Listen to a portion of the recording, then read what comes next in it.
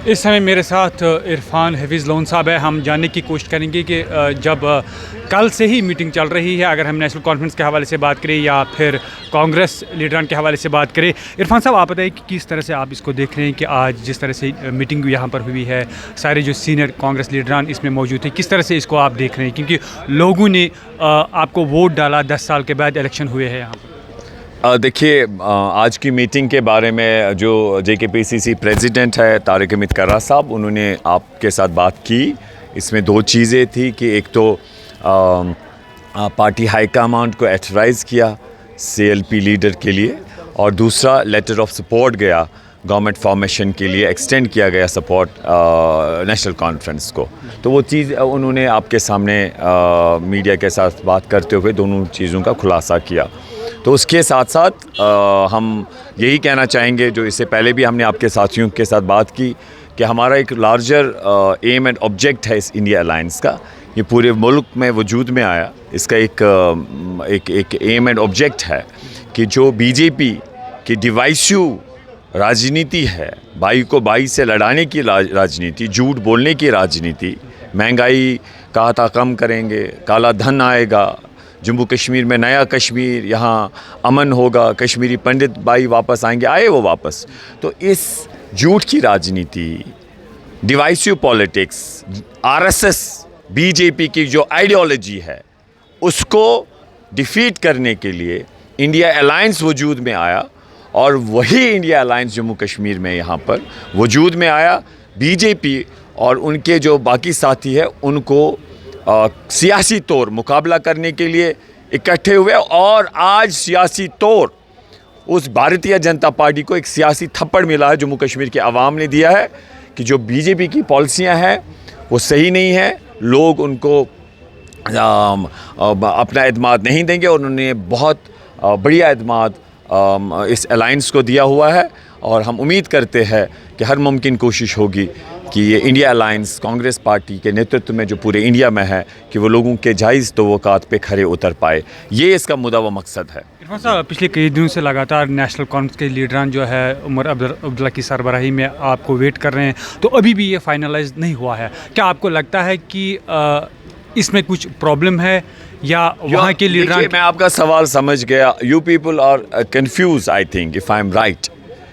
Government formation के लिए आपको क्लेम करने के लिए लेटर ऑफ सपोर्ट की आवश्यकता मान लीजिए है। अगर उनके पास मानिए नंबर भी है, तो ये इंडिया अलायंस है, उन्होंने कल भी कहा कि हम वेट कर रहे हैं कांग्रेस की ओर से लेटर ऑफ सपोर्ट आएगा।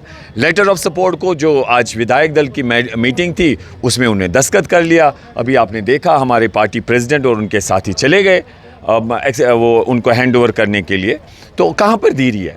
गवर्नमेंट फॉर्मेशन में कोई देरी, कोई डिले नहीं है। इवन जो लेटर ऑफ सपोर्ट उनको इस वक्त मिलेगा, अगर चाहे नेशनल कॉन्फ्रेंस उस लेटर को लेके, वो तो आज भी आर्टिकल 370 को लेकर अगर हम बात करें तो कांग्रेस जमात के लिए क्या होगा, मतलब आगे का जो कांग्रेस पार्टी एक डेमोक्रेटिक पार्टी है, इसमें कोई दो राय नहीं है। ये गांधी जी का देश है। इस पार्टी ने हिंदुस्तान की आज़ादी के लिए लड़ा है।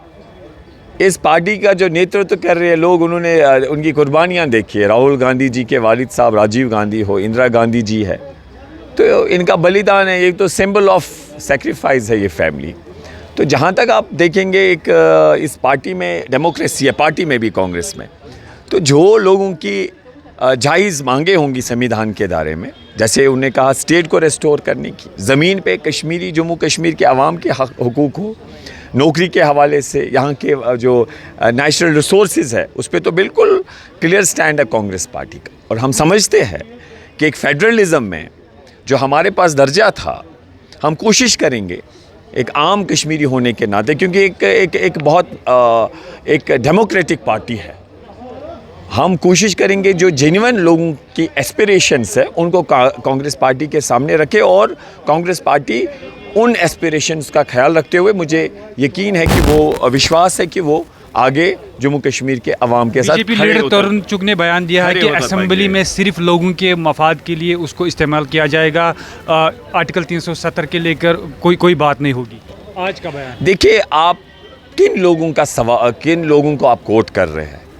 तरुण चुग जी, ये वही तरुण चुग जी है, विद ड्यू रेस्पेक्ट, जिन्होंने एक मेरे पास अल्फाज नहीं है कि उन्होंने कैसा बयान दिया, गैर जिम्मेदाराना तरीके से बयान दिया कि जो ये अलायंस वजूद में आया इसको पड़ोसी मुल्क का समर्थन है। आप अंडरस्टैंड करिए, जिस गांधी परिवार ने इतनी कुर्बानियाँ दी, पूरा विश्व जानता है, और उसको ये बोल रहे कि भाई इसको जी पड़ोसी मुल्क का आशीर्वाद है इस अलायंस में, तो वो कुछ भी बोल सकते हैं। ये इंडिया अलायंस है भाई, ये सिर्फ गवर्नमेंट फॉर्मेशन नहीं है, ये गवर्नेंस का इशू नहीं है। हमारा बहुत बड़ा मुद्दा मकसद इसके पीछे इंशाल्लाह वो सर्व होगा, और जम्मू कश्मीर के अवाम के बेहतरी के लिए जो होगा वो बात हम आगे रखेंगे, इस पार्टी में रखेंगे, और मुझे पूरा विश्वास है स्टेट का नेतृत्व, केंद्र का नेतृत्व उस पर बात करेगा। अब बहुत सारे लोग ऐसी बातें सामने रखते हैं कि जैसे वो चाहते हैं कि विवाद हो, विवादित इशू हो, बट हम ये कहना चाहेंगे जो बड़ा मुद्दा मकसद है इस वक्त इंडिया अलायंस का, वो फोत नहीं होना चाहिए, उसके लिए हम कोशिश करेंगे। Thank you.